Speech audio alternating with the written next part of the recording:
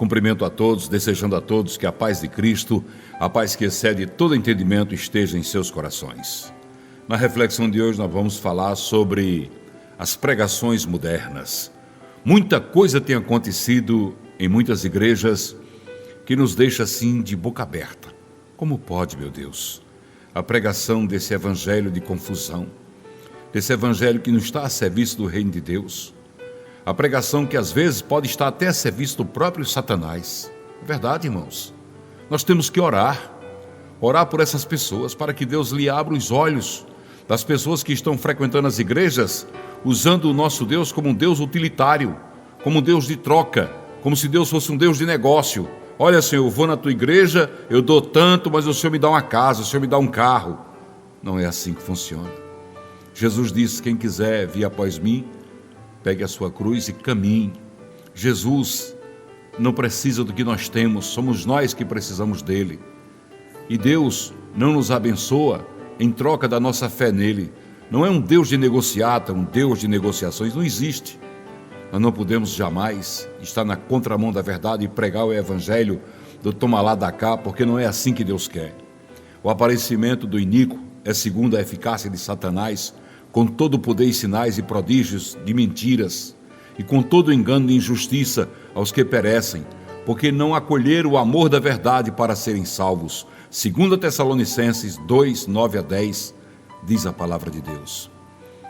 Meus irmãos, meus queridos irmãos, a igreja atual tem muitas nuvens carregadas sobre a sua tenda, e se ouve a partir dessas nuvens o estampido de fortes trovões, mas não se vê a descida das chuvas torrenciais e restauradoras do nosso Deus. Na verdade, temos muita propaganda, mas poucos frutos verdadeiros. Temos muito do homem e pouco de Deus. Vivemos o tempo em que as novidades se multiplicaram dentro das igrejas. A Bíblia é usada como um livro mágico e cabalístico para referendar todas as birotices e maluquices engendradas no laboratório da religião do lucro. Eles pensam só em dinheiro, querem sucesso, para enganar os incautos com uma fé sincrética e para enriquecer os líderes fraudulentos e cheios de ganância. O apóstolo Paulo já nos preveniu a respeito de tais homens que falam e fazem coisas miraculosas em nome de Deus. Acautelai-vos dos cães, acautelai-vos dos maus obreiros, acautelai-vos da falsa circuncisão. Filipenses 3:2 está escrito na santa e poderosa palavra. Esses cães que muita gente ainda desconhece. O profeta maior interpreta que são eles. Leiamos com muita atenção em Isaías 56:11. Tais cães são gulosos, nunca se fartam, são pastores que nada compreendem, e todos se tornam para o seu caminho, cada um para a sua ganância, todos sem exceção, infelizmente. Muitas pessoas têm seguido as suas práticas, obviamente, pelos mesmos interesses, que é a ganância. Nunca se fartam, mas o triste fim deles e também de seus seguidores será lamentável, conforme está escrito em Apocalipse 22:15. Ficarão fora os cães, os feiticeiros, os impuros, os assassinos, os idólatras e todo aquele que ama e pratica a mentira. Em nome de Deus, esses pregoeiros de outro evangelho mantêm as pessoas prisioneiras de uma religião que abandona a Bíblia, a palavra de Deus, para abraçar a religião da experiência, do misticismo e da heterodoxia, em lugar da exposição da verdade. Estabelecem campanhas de milagres em lugar do ensino da palavra de Deus, estabelecem a busca da prosperidade em lugar da libertação do pecado, estabelecem a libertação dos demônios em lugar da salvação, estabelecem a cura em lugar da ajuda do alto, estabelecem também a autoajuda. Hoje a pregação é totalmente concentrada no homem, é aquilo que ele supostamente alcançou de Deus. São os testemunhos de cura e milagres que atraem as multidões, e não mais a palavra de Deus, a palavra salvadora e redentora do nosso Deus. É por esse motivo que o próprio Deus lhe envia a operação do erro, para crerem na mentira do diabo, e por isso Deus lhe enviará a operação do erro para que creiam na mentira. 2 Tessalonicenses 2:11. Nos dias em que estamos vivendo, a Bíblia deixou de ser o único princípio de fé e prática em muitas igrejas. Infelizmente, é a grande verdade. Os testemunhos de ícones da sociedade, de artistas que aderiram à fé evangélica, têm muito mais aceitação e ibope do que a própria pregação da palavra de Deus. O povo anda sôfrego atrás de astros humanos, está apático com a mensagem do bendito Evangelho de Cristo. O culto show substituiu derramada alma diante do Senhor. Há muitos ensinos separados das Escrituras circulando no meio do povo de Deus. Tem muita gente faminta do verdadeiro pão do céu, da palavra de Deus, que é Cristo.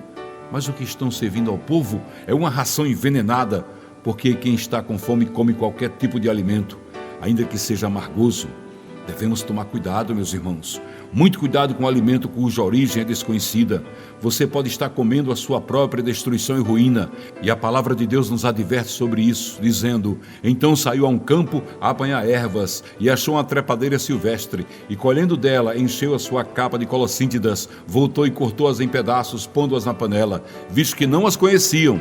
Depois deram de comer aos homens. Enquanto comiam no cozinhado, exclamaram: morte na panela, ó homem de Deus! Segundo Reis, capítulo 4, versículos 39 a 40. Para que eles pudessem comer e saciar a fome, foi necessário que Eliseu jogasse farinha na panela. Essa farinha, meus irmãos, representa o trabalhar da cruz no Antigo Testamento. O trigo, para se tornar farinha, é necessário passar pela moenda, ser espremido. E isso fala do nosso Senhor lá na cruz, quando ele foi moído pelas nossas iniquidades e transgressões. Então a farinha foi o que salvou aqueles homens famintos da morte da panela. Leamos 2 Reis 4,41. Porém ele disse: trazei farinha. E a ele deitou a farinha na panela e disse: tira, dá de comer ao povo. E já não havia mais nenhum mal na panela. Há muito veneno misturado no meio da comida que o povo de Deus está ingerindo e comendo. Precisamos estar atentos, olhos abertos, vigilantes, na presença do Espírito Santo, na presença de Cristo, coberto pelo sangue de Jesus. Por favor, irmãos, não fiquem impressionados onde haja multidões. Aí está a verdade. Não pensa assim não. Vixe, tem muita gente ali, deve ser verdade. O argumento é o seguinte: se a igreja está crescendo, então é obra de Deus, porque se não fosse o trabalhar de Deus, jamais poderia prosperar. Esse raciocínio é enganoso e é mentiroso e é insinuoso também. Essa conclusão está equivocada. Nem tudo que cresce, meu irmão, é verdadeiro. Nem todo sucesso procede de Deus. Nessa sociedade embriagada pelo sucesso, o critério da verdade mudou radicalmente. Precisamos entender que nem todo crescimento é sinal de vida, nem tudo que cresce é de Deus. As seitas heréticas também crescem. O câncer também é um crescimento desordenado de células da morte. A igreja de Sardes tinha o nome de uma igreja viva aos olhos dos homens, mas estava morta aos olhos de Jesus. Ao anjo da igreja em Sardes escreve: estas coisas diz aquele que tem os 7 Espíritos de Deus e as 7 estrelas. Conheço as tuas obras, que tens nome de que vives e estás morto. Apocalipse 3:1. Vocês se lembram quando Jesus pregou o seu sermão sobre o pão da vida?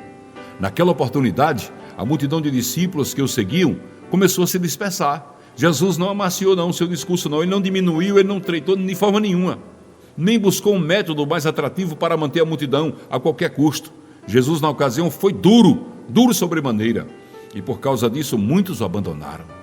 À vista disso, muitos dos seus discípulos o abandonaram e já não andavam com ele. João 6,66. A loucura do ser humano é deixar o verdadeiro evangelho para correr atrás de coisas que são produzidas pelos homens. Será que podemos responder a essa pergunta? Por que os homens estão rejeitando o evangelho? Porque o evangelho é em si mesmo desagradável, desprezível, repulsivo e alarmante para o mundo. Ele revela o pecado, condena o orgulho, traz convicção ao coração incrédulo, demonstra que a justiça humana, até mesmo nos melhores e mais atraentes aspectos da natureza humana, é imprestável, corrupta, não passa de trapos de imundícia. Todos nós nos tornamos impuros, todas as nossas boas ações são como os trapos sujos. Somos como folhas secas e os nossos pecados como uma ventania que nos carregam para longe. Isaías 64:6. Diante dessa verdade da palavra de Deus, não podemos culpar a ninguém por nossos fracassos e misérias. Não podemos. Mas é com tristeza que vemos tantas pessoas professando um cristianismo do Deus utilitário. As pessoas não querem Deus, querem as suas coisas. Será que nós, povo de Deus, que morremos e ressuscitamos com o Senhor, também não estamos incorrendo neste erro?